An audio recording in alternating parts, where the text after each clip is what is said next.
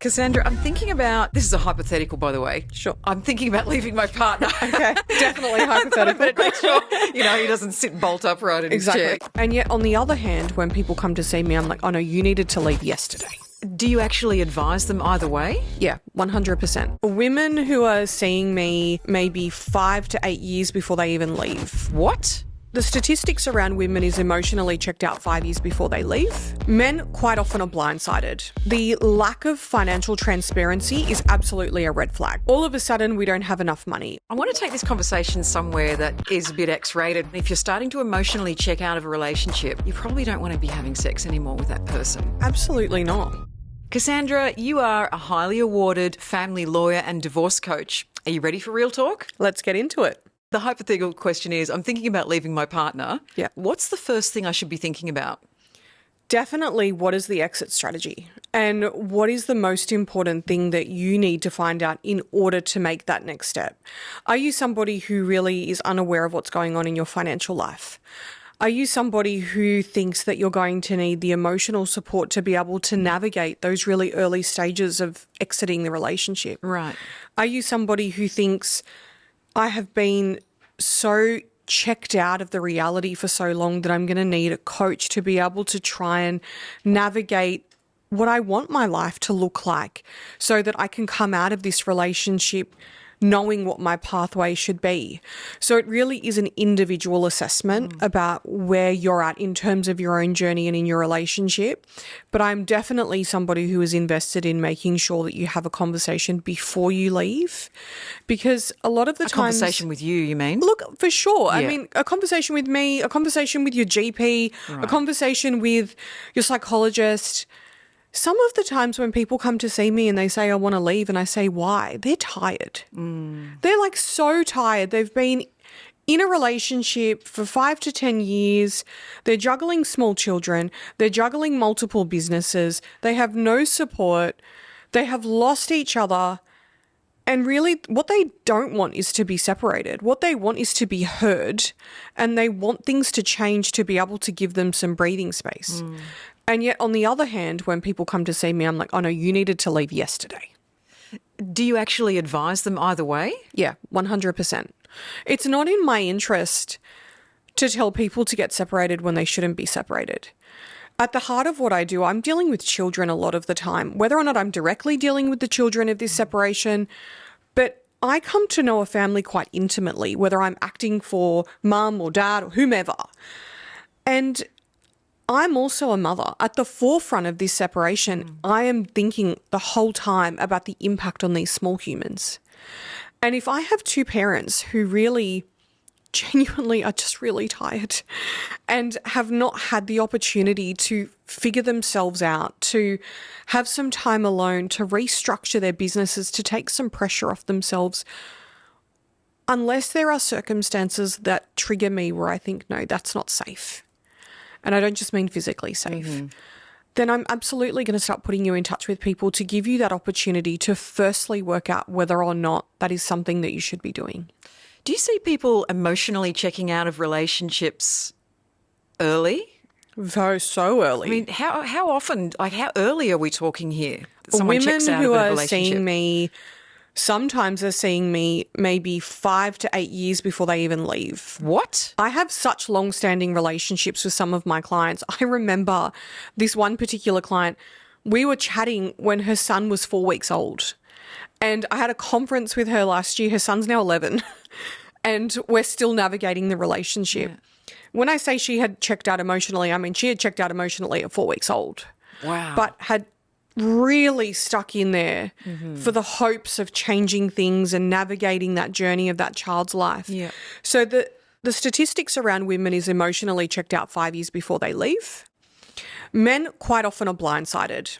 Even though the signs have been there, the couples counselling have been there, we know the research around men is that they're more likely to stick out a difficult relationship when there's no emotional intimacy, because it might be too difficult for them to extricate themselves financially.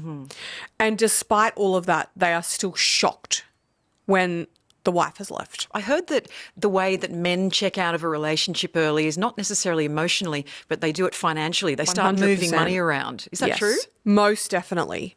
And it's so interesting to see the different ways in which both parties will check out. But the lack of financial transparency is absolutely a red flag for me. All of a sudden, we don't have enough money. All of a sudden, the bonus is no longer being paid. All of a sudden, I'm going overseas to go and do things, but we don't have money for a family holiday. All of a sudden, I'm traveling for work a lot, but there is absolutely no indication of what that work is looking like. So they are really big telltale signs for me that something is going wrong. I want to take this conversation somewhere that, is a bit X-rated, but I'm going to ask the question anyway. If you're starting to check out as a woman, if you're starting to emotionally check out of a relationship, you probably don't want to be having sex anymore with that person. Absolutely so is that not. going to be giving, is that an indicator to your partner or? So here's the other interesting thing about the research, and I have a social science background, so for me, I'm fascinated by all of these things. Right. But women generally, and it's a horrible statistic, it's actually heartbreaking, women generally will go through the motions in the relationship even though they've checked out emotionally. So the intimacy is not really there for them. It's just I've done the checklist of things I had to do today just to go through the motions. Tick that box. I've ticked the box. Okay, right. No one's going to be none the wiser. Done it. And when I talk to women about that, I think, there is such a beautiful window of women in their lives when they get to enjoy intimacy before they might be going into these years of menopause where things become a little bit more tricky. Thank God with science now, it's not as bad as it used to be. But a lot of the times that window is spent in an unfulfilling relationship where they're ticking the box. They're not enjoying that wonderful part of their life with a partner where they're being fulfilled because they don't want to upset the apple cart and they're not ready to leave. You talked there a minute ago about children, and I want to ask about, let's bring the family home into this conversation now, because what should parents who are going through a separation, aiming towards divorce, be doing for their kids in relation to the family home? I mean, I hear some of these stories about leaving the kids in the family home and the parents go and rent somewhere else. Yes. And they come in and out as, their custody comes up sort of thing. Does that work better? I absolutely love that idea. And when it's financially viable for the parties to do so, that is absolutely the first thing that I'll be telling people. We call that nesting. Right. So generally one party might stay in on the weekend, have the weekend with the children. The other party comes in during the week. We've got another home that's being rented that they both might utilise and hop in and hop out of. They both might have rental properties if the trust is not there to share the same space. But when we have small humans and their life is becoming so different, I no longer have my support network living under the same roof. Changing schools, changing the family home, changing that time with dynamic. It's a lot on little minds, isn't it? Huge. And then add in neurodivergency where we need routine, we need structure, we need the anchor of the normality.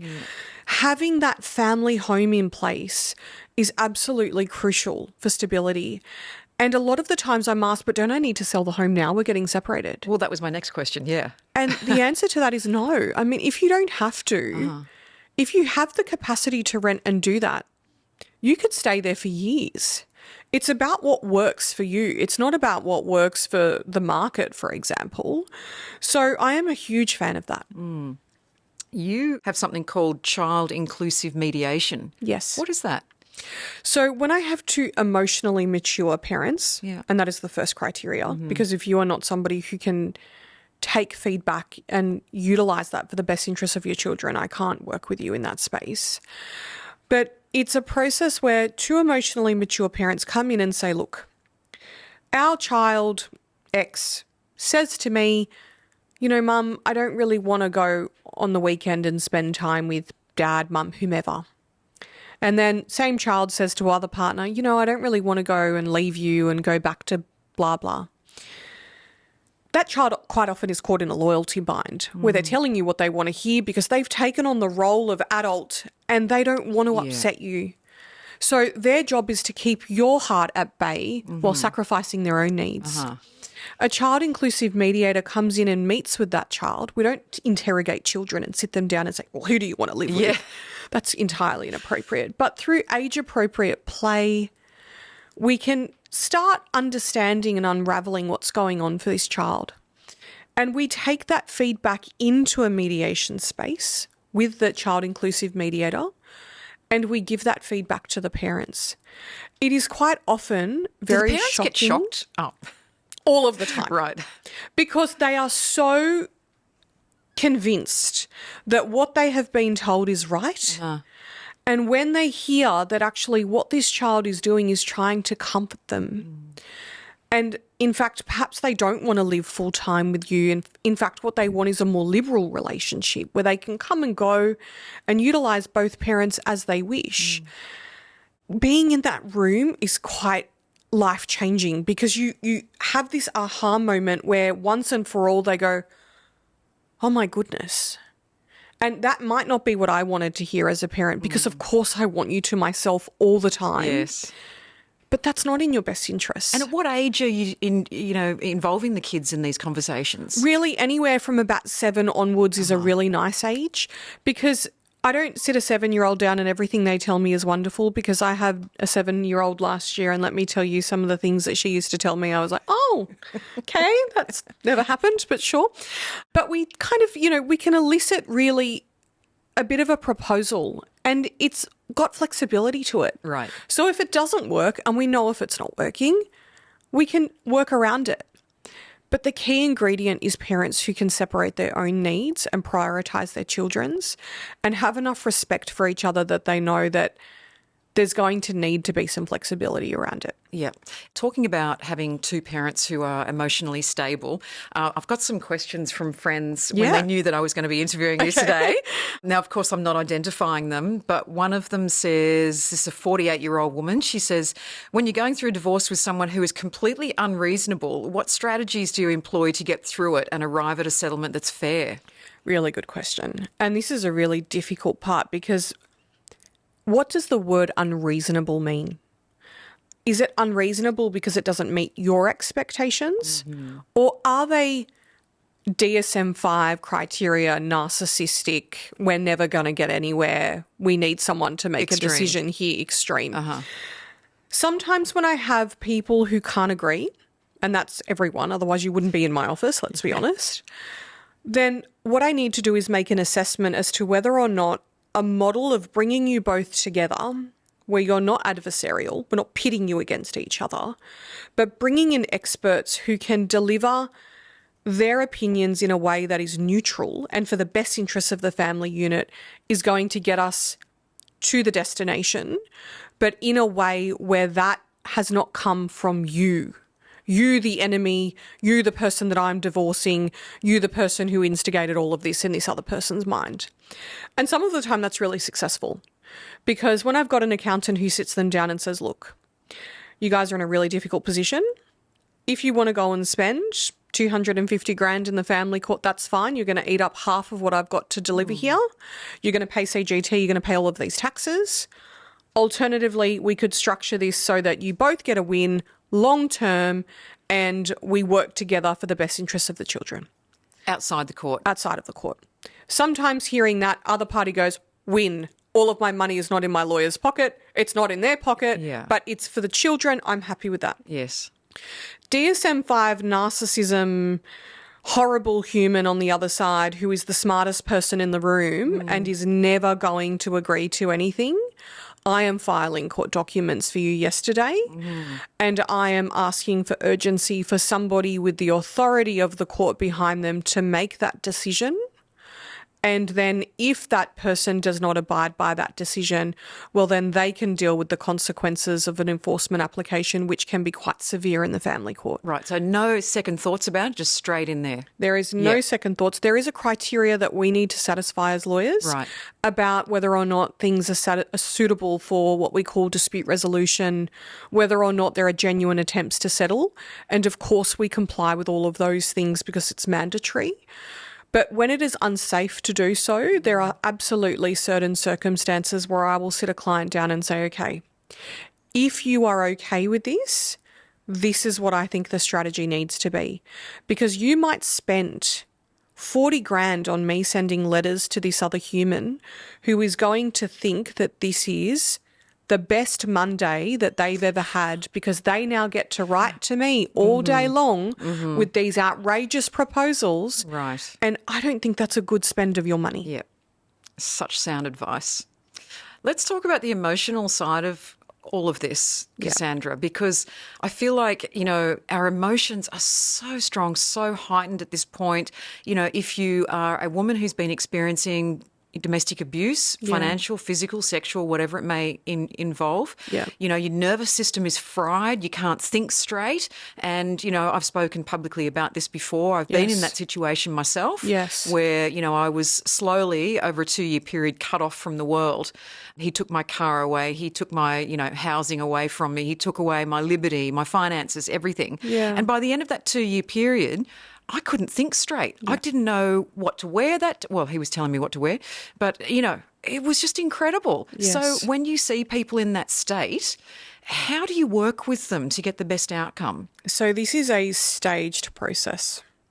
It's never the case that I have somebody who comes in who has lived through that horrible experience, who in that first meeting is ready to take on all the information that I've given them. In fact, most of the time they come to see me, they bring a support person, they've forgotten everything that I've said to them the minute they walk out the door, and it's the support person who will contact me and say, okay, can I just get some clarification on X, Y, and Z? Right.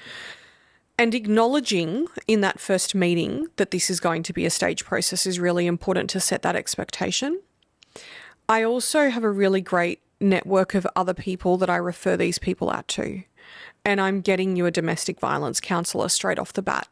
Because most of the time when you come to see me and you've lived through really horrible DV, even if it has been physical, sometimes I'm met with a really heartbreaking response of, but was I actually the victim of DV? Or was it just, and I hate this term, a trauma bond? Yeah. And I know that that is very much something that exists, but I think it's a really horrible way of making victim survivors feel like they had a role to play in it. When the reality is there is no excuse for somebody to perpetrate domestic violence against you. There's no excuse. And the stripping of your liberty, what you were talking about a minute ago, the brain fog, the inability to make a decision. Oh, you can't. You can't think to straight. trust yourself. Even your short-term memory is gone. I couldn't think of something that I did 5 minutes ago, which is just incredible, isn't it? This is it's the that stress. nervous system. The nervous system. Yeah, exactly. And really having somebody to actually sit you down from that psychological experience, that, medicalized angle of it and say, actually, this is why you're doing these things, because of the trauma, because that your nervous system has lived in such fight or flight for so long that your cortisol is running at ridiculously extreme levels, that it's not normal to have to ask permission to eat, to wear certain clothes, to call your friends or your mum. And after a while of continuing to work together, and I've seen this many times, this new person comes into my room and I can see the shift. She's emerging. She's emerging and we're ready to go at that point in time where enough is enough. Yeah. I've actually woken up to what's happened. I want what I am entitled to, not $1 more. And I want to get out of this yesterday. I don't want to have anything to do with this person anymore.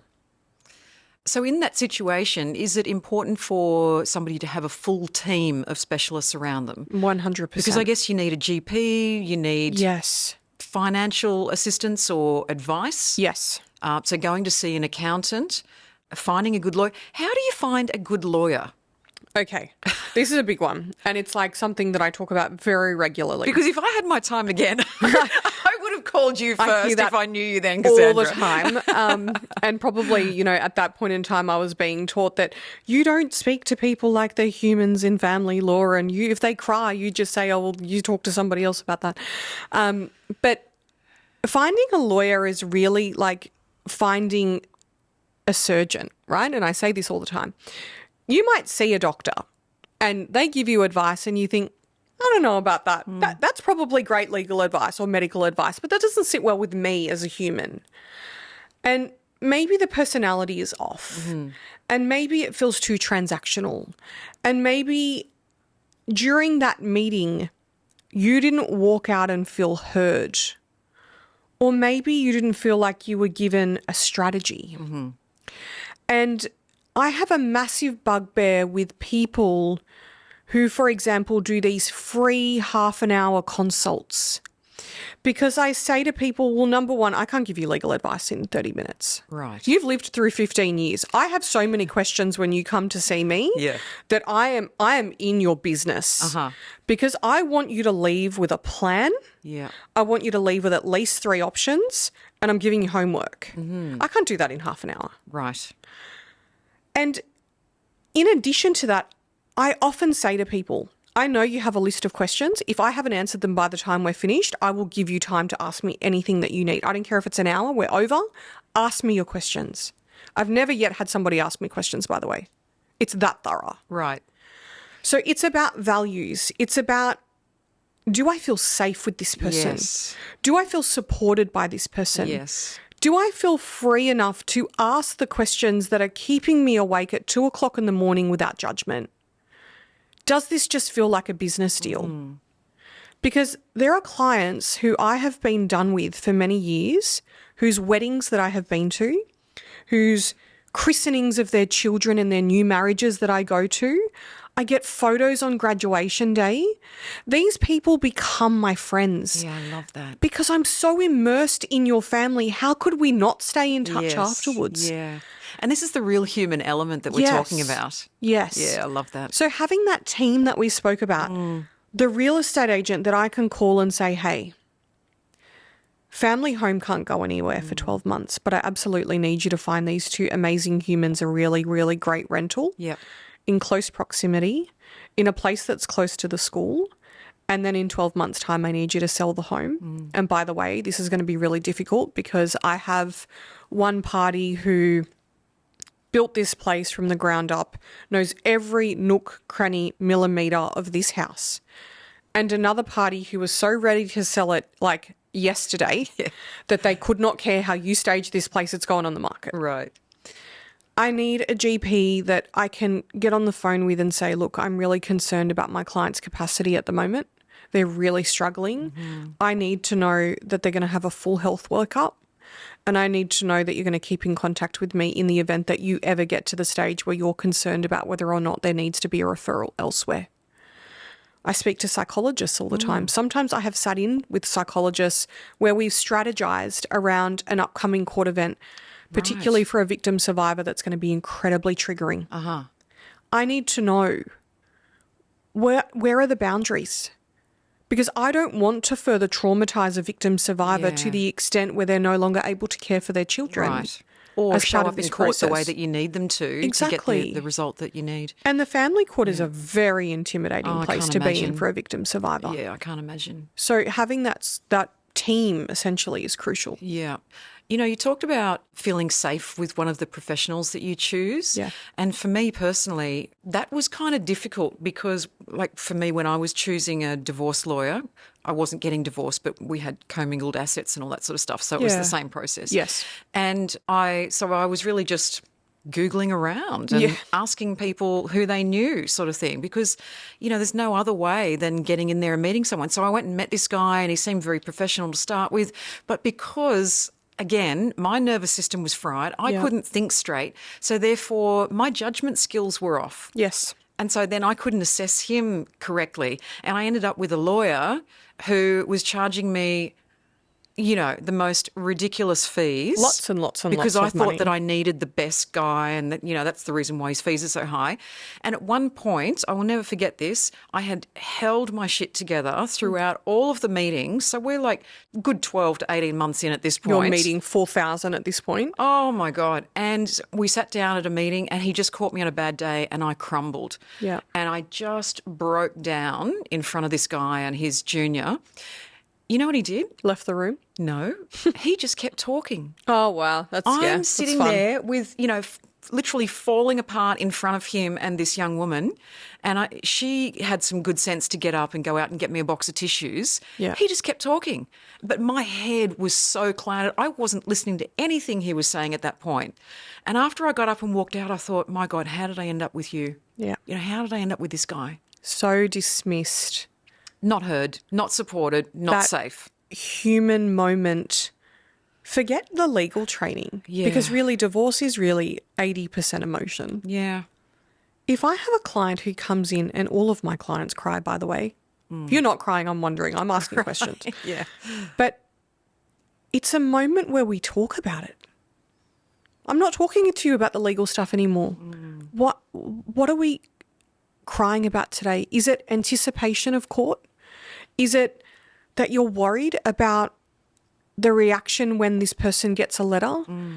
Are you just scared in general because this is new and you're doing it on your own? Talk to me through the fear. I don't want you at 2:00 in the morning to be on ChatGPT asking questions that really, it's my job to make sure that you're asking me.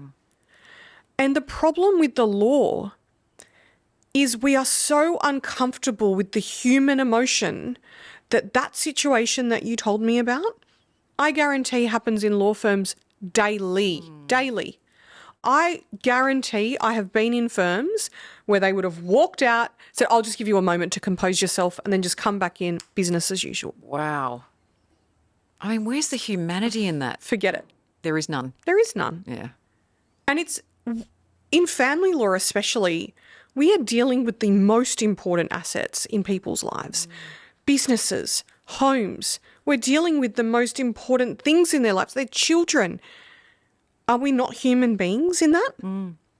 But conversely, and here's the other problem, is sometimes people get too emotionally involved and they become so embroiled in the dispute as almost as a litigant that they miss the opportunity to reach commercial decisions in the best interests of their client because they can no longer see the trees between the forest. And there's a fine line between being human, and I will back you and I will be your support team, but also my job is to call it when I think you're missing a window. And sometimes that involves me having a bit of a tough love approach. Yep.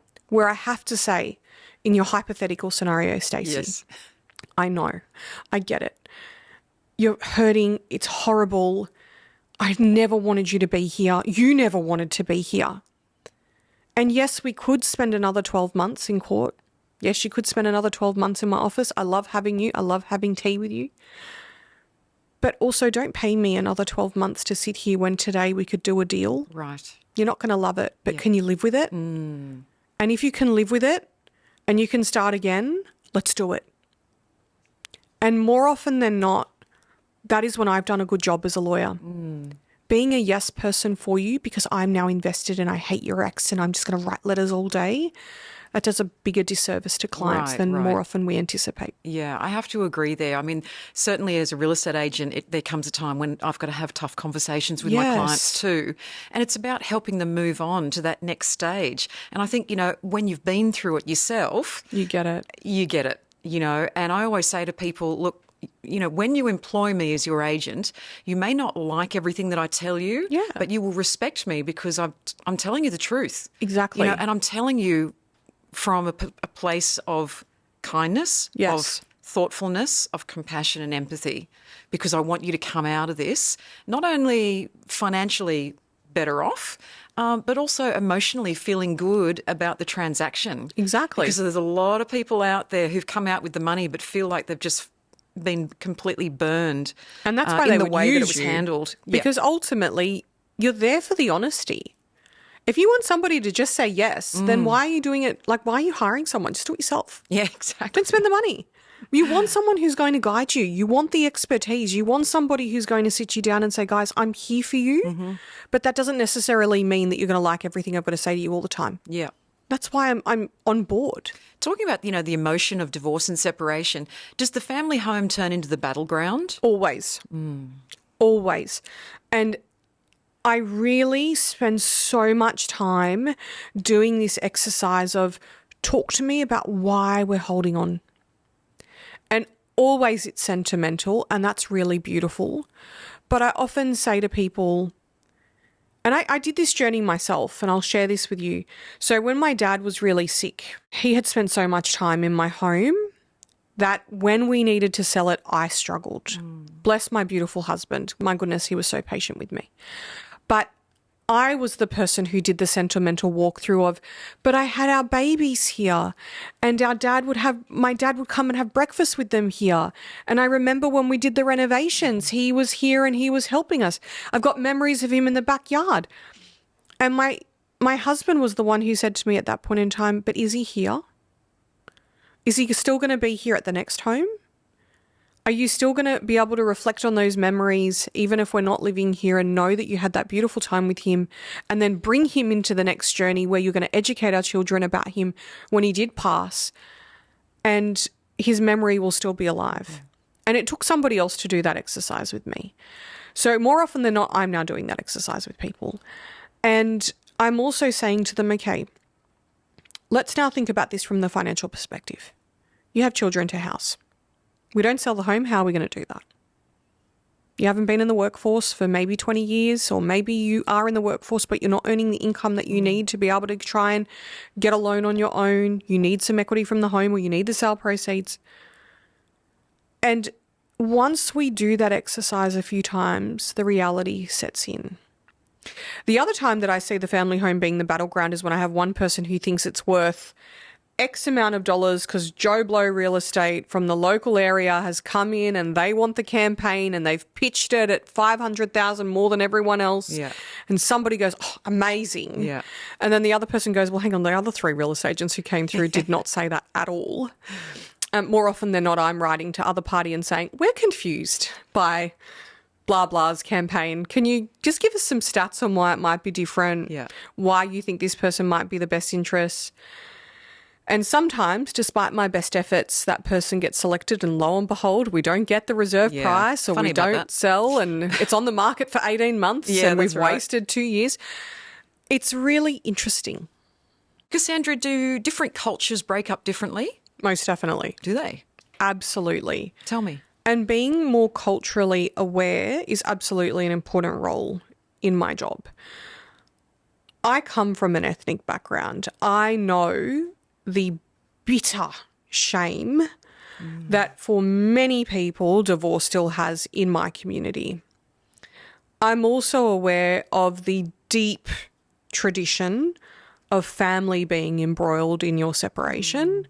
Does that make it harder? Oh my God, yes. Particularly because well-meaning family is absolutely beautiful.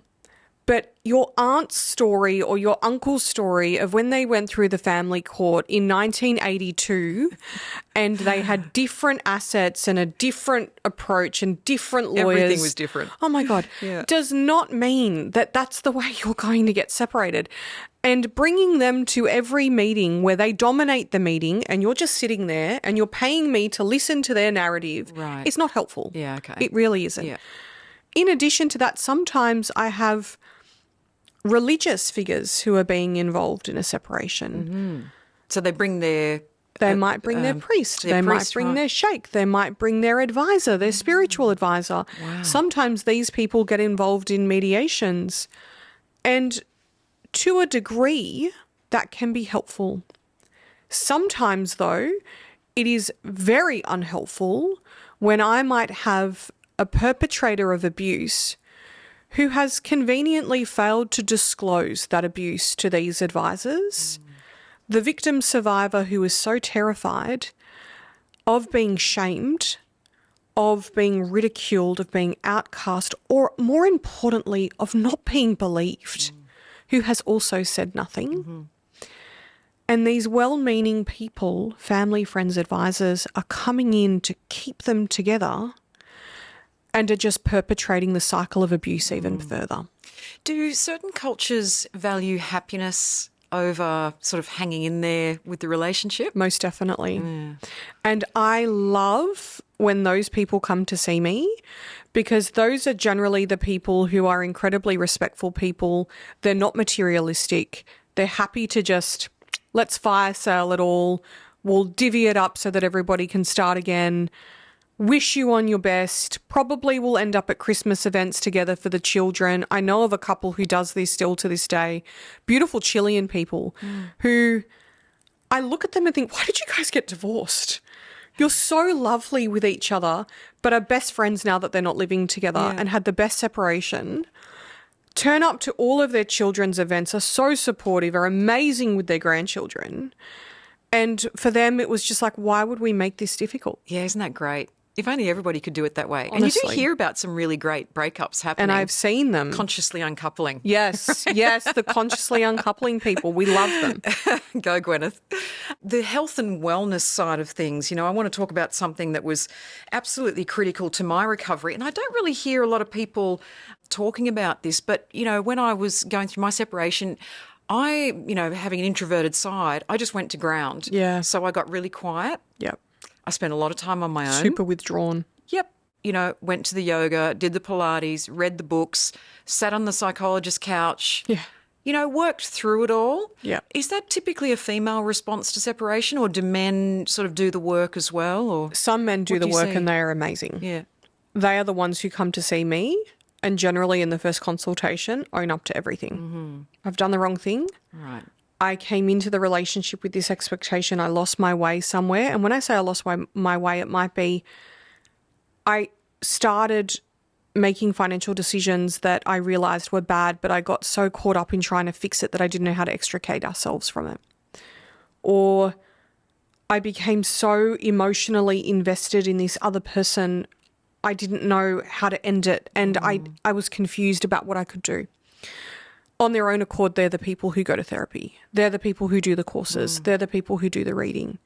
The problem sometimes is that's a little too late. And most of the time, they become the better person when the other person's like, I needed that 10 years ago. Yeah. Too little, too late. Too little, too late. But very introverted way of dealing with things. I think it's both sides of the coin. Then, on the other hand, the extroverted people, and they're often the misjudged people, are the ones who talk about it a lot, but that's their therapy. That's the way they're processing. That's right. That's the way they're processing it. And sometimes they're like, oh my God, they're talking about the separation again. And what they You're 2 really years need, down the track and they're still going on about it. I think, oh God. And look, some of those people do need therapy. Sometimes when, they're still coming to see me 2 years on, the divorce was done 2 years ago, but you're just popping in for a chat. I'm like, guys, I really need you to call this person. We need to work through this. Like, you have a whole life ahead. Let's go. Come on. But sometimes it's really interesting that it's just a personality of the way that you deal with it. Just before we wrap up here, Cass, I just want to also mention that, and you touched on it earlier, talking about the ways that, people can move on and give themselves that space to breathe after they've separated. And when everything's, in your head and you can't calm down, is just, go and rent something for a while. That's what I say to people. Go and rent something, even if it's a studio apartment that's got beautiful sunlight, it's close to the park. A place that is just going to heal you, where you can just decompress and have time to think about who is this new person that's emerging. Yes. And what do I want the next phase of my life to look like? Absolutely. Because you've been so concentrated on the goals that you were going to achieve with the other person, and now everything's been thrown up in the air. Do you often see people rushing into purchase properties? All the time. Right. And it's the biggest regret that they make, because I often say to people, you've been married for 15 years. Do you think that you're going to unravel that in 6 weeks? It's so unrealistic. That burnout brain, that brain fog, that cortisol brain does not make rational, logical decisions, even if you're trying to. Why would you want to rush out the door, buy something straight away that you're not going to love in 12 months' time when you're a new person who's emerged on their own with their own thoughts, their own goals, their own values? Renting is the best thing that I could tell people to do for 6 to 12 months after separation. Get to know yourself again.